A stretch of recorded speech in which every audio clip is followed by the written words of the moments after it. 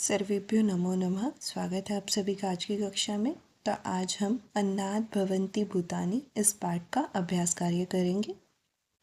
वयम अभ्यासम कुर्मः। पहला प्रश्न है अतः प्रदत्तानां प्रश्नानां पूर्णवाक्येन उत्तरम लिखन्तु।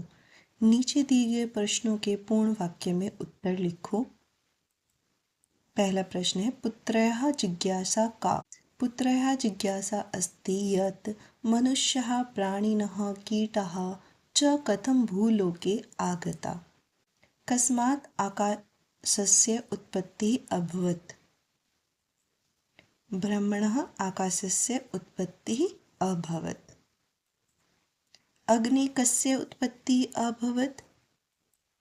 अग्निः जलस्य उत्पत्तिः अभवत्। पृथिव्याः केषाम् उत्पत्तिः अभवत्।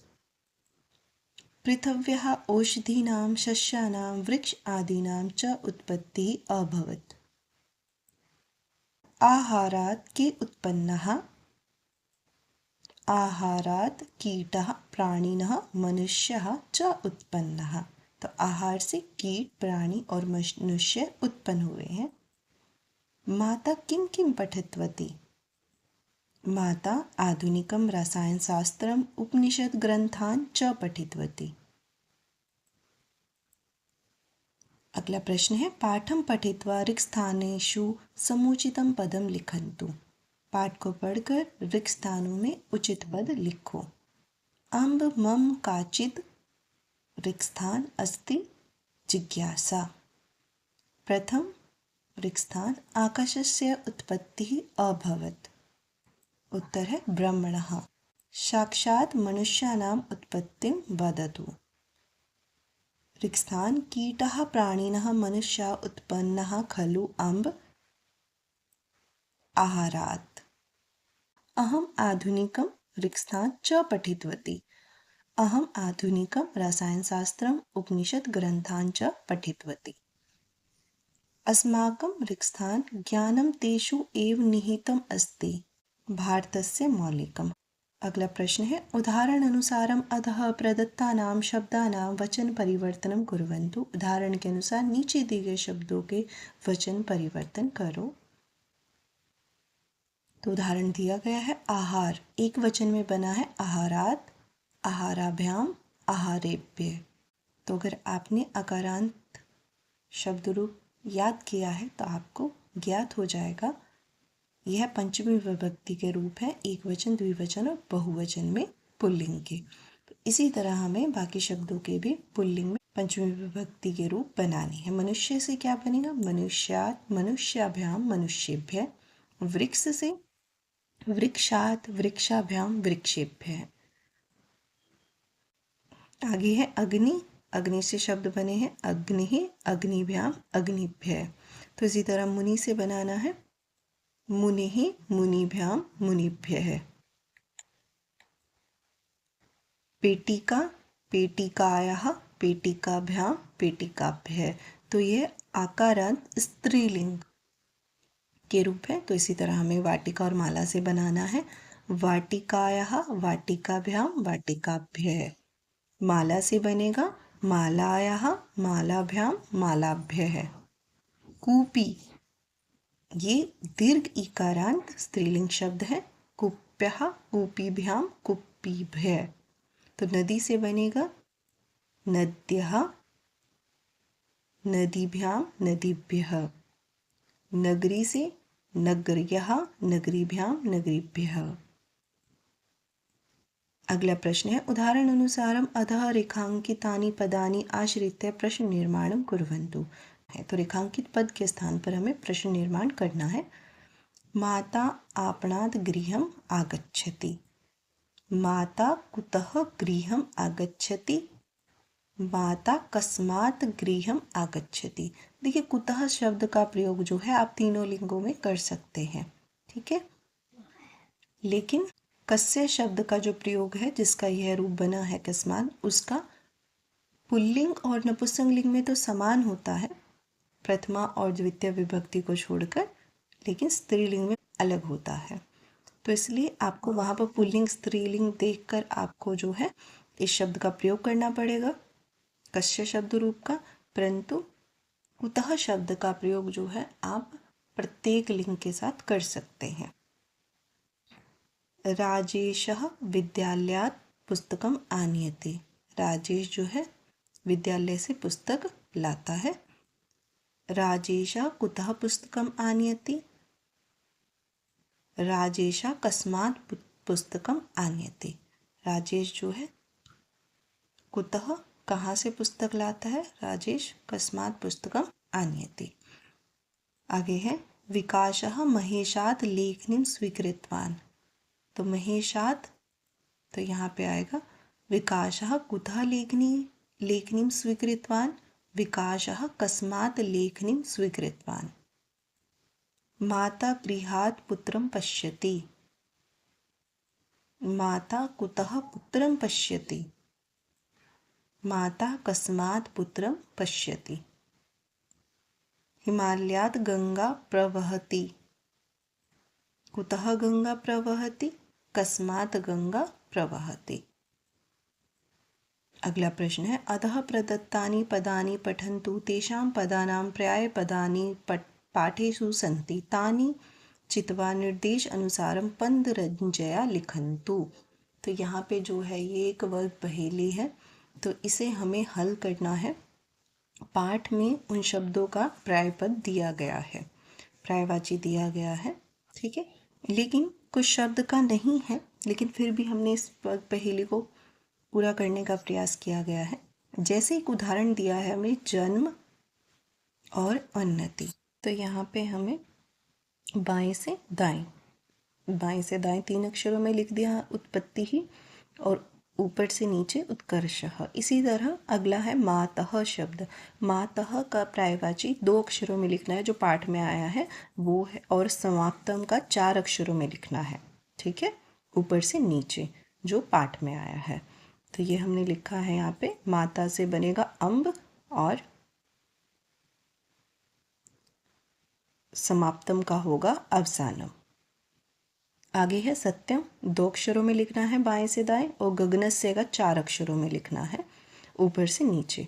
तो उसका बनेगा हमारा सत्यम का आम और गगनस्य का आकाशस्य। अपि 1 अक्षर में लिखना है बाएं से दाएं, और बुद्धिमती इसका 3 अक्षरों में लिखना है ऊपर से नीचे। अपि के लिए जो आया है 1 अक्षर में च शब्द आया है, और बुद्धिमती का 3 अक्षरों में चतुरा शब्द आया है, ठीक है। अब अगला है हमारा 5वां औषधि नाम और शकलम। तो औषधि का 3 शब्दों से बनाना है और शकलम का हमें 2 अक्षरों से बनाना है शकलम का। तो ये बनेगा हमारा सर्वम शकलम का ऊपर से नीचे, और औषधि नाम का बन जाएगा हमारा सस्यारा। है हमारा तदर्थम 2 अक्षरों में और ततः परम 4 अक्षरों में। तो 6 नंबर यहाँ पर है, तो ये बनेगा अतः तदर्थम के लिए और अनंतरम ततः परम के लिए। कस्मिन समय और किल, तो कस्मिन समय कदा 2 अक्षरों में बन गया हमारा, और किल 2 अक्षरों में ही बनाना है खलु। तो इस तरह से हम इस वर्ग पहेली को पूरा करेंगे। आगे चलते हैं। उदाहरण अनुसारम कः कस्मात् विद्यां प्राप्तवान इति पूर्ण वाक्य लिखन्तु। उदाहरण के अनुसार किसने किससे विद्या प्राप्त करी, तो ये पूर्ण वाक्य में लिखना है। जैसे शिष्य है शुक्राचार्य, पद्मपादः, विवेकानंद, रामः, और यहाँ पे आचार्य है महादेव, शंकराचार्य, रामकृष्ण और वशिष्ठः। तो अब हमें इनका जो है पूर्ण वाक्य बनाना है। जैसे शुक्राचार्य महादेवात्, शुक्राचार्य जी ने महादेव से विद्या प्राप्त की। पद्मपादः शंकराचार्यात् विद्यां प्राप्तवान, इसमें पंचमी विभक्ति का प्रयोग है। पद्मपाद ने शंकराचार्य जी से विद्या प्राप्त करी। विवेकानंदः रामकृष्णात् विद्यां प्राप्तवान, विवेकानंद जी ने रामकृष्ण जी से विद्या प्राप्त की। रामः वशिष्ठः, रामः वशिष्ठात् विद्यां प्राप्तवान, राम जी ने वशिष्ठ जी से विद्या प्राप्त की। आगे चलते हैं। भीष्मः परशुरामात् विद्यां प्राप्तवान्। चंद्रगुप्तः चाणक्यः, तो चंद्रगुप्तः चाणक्यात् विद्यां प्राप्तवान्। अर्जुनः द्रोणाचार्यात् विद्यां प्राप्तवान्। तो इस तरह से हम इस प्रश्न को हल करेंगे। आगे चलते हैं। अधः प्रदत्तानि वाक्यानि पठित्वा मातृभाषाया प्रांतीयभाषाया आंग्लभाषाया वा अनुवादं कुर्वन्तु। तो नीचे दिए गए वाक्यों को पढ़कर मातृभाषा में, प्रांत की भाषा में या अंग्रेजी में अनुवाद करें। राधा नगरात आगच्छति, तो राधा नगर से आती है। विनयः वृक्षात् पुष्पाणि चिनोति, विनय पेड़ से फूल चुनता है। संदीपः कार्यालयात् गृहं गतवान्, संदीप कार्यालय से घर गया। भगिनी दूरात् वाहनं पश्यति, बहन दूर से वाहन को देखती है। महेशः शालायाः गृहम् आगतवान्, महेश पाठशाला से घर आया। बालः कपाटिकायाः धनं स्वीकरोति, बालक अलमारी से धन लेता है। योग्यता विस्तरः, अत्र इदम अवधेयम्, यहाँ यह भी समझिए। तस्मात् वा एतस्मात् आत्मनः आकाशः सम्भूतः, तो उसी आत्मा से आकाश उत्पन्न हुआ। आकाशात् वायोर अग्निः, अग्नेरापः, अग्निः और आपः शब्द है इसमें। अदभ्य पृथ्वी, पृथिव्यः औषधयः, औषधिभ्यो अन्नम, अन्नात् पुरुषः। तो आकाश की उत्पत्ति हुई और आकाश से वायु की उत्पत्ति, वायु से अग्नि, अग्नि से आपः अर्थात जल की उत्पत्ति, अदभ्य अर्थात जल से पृथ्वी की और पृथ्वी से औषधि की, औषधि से अन्न की उत्पत्ति हुई और अन्न से पुरुष की उत्पत्ति हुई। ठीक है, तो तैत्तिरीय उपनिषद से ये श्लोक लिया गया है। आगे चलते हैं। आधुनिक रसायन शास्त्र, तो ये केमिस्ट्री का है। द्रव्यानां स्थितयः, द्रव्य की स्थिति बताई गई है यहाँ पे। तो जब पानी जो होता है वो ये देखिए ग्लेशियर की उसमें दिखाया गया है, तो ये सॉलिड फॉर्म में होता है। ठीक है, सॉलिड फॉर्म में दिखाया गया है। यहाँ पे जो है ये लिक्विड फॉर्म है वाटर की। ठीक है, ये गैस की फॉर्म है वाटर की, और ये जो है हमारा प्लाज्मा है। ठीक है, ये मॉलिक्यूल्स की जो है नीचे स्थिति दिखाई गई है इन तीनों में, कि लिक्विड में मॉलिक्यूल्स कितने पास पास होते हैं, गैस में मॉलिक्यूल्स कैसे होते हैं, तो वो सब इसमें बताया गया है। आगे चलते हैं परियोजना कार्य। तो परियोजना कार्य जो है एक्टिविटी क्या है। भारतस्य गणितज्ञानां, प्राचीन विज्ञानिनां, खगोल विज्ञानिनां चित्राणि संगृह्य अधः तेषां नामानि लिखित्वा एकं भित्तिपत्रं कुर्वन्तु। तो भारत के गणितज्ञ नाम, जो गणित को जानते थे, प्राचीन विज्ञानी नाम, जो प्राचीन वैज्ञानिक थे, प्राचीन विज्ञान को जानते थे, खगोल विज्ञानी नाम, और जो खगोल विज्ञान के जानकार थे, यानी कि जिन्होंने उनकी रचना की है, उन्हें जानते हैं, उनके चित्र संग्रह इकट्ठा करिए। अधः उनके नीचे उनके नाम लिखिए। भित्तिपत्रम कुर्वन्तु, और हमें एक भित्तिपत्र अर्थात दीवार पे लगाने के लिए हमें एक चार्ट पेपर की तरह तैयार करना है। प्राचीन भारतस्य राज्यानां नामानि तेषाम् आधुनिक नामानि च लिखन्तु। प्राचीन भारत के राज्यों के नाम और उनके आधुनिक नाम लिखो। ठीक है, जैसे इंद्रप्रस्थः दिल्ली, तो जिसे आज आप दिल्ली कहते हैं, पहले उसका नाम इंद्रप्रस्थ था। कर्णपुरम, जिसे आज हम कानपुर कहते हैं। मातृभाषायां, प्रांतीय भाषायां वा पदरंजया निर्माणं कुर्वन्तु।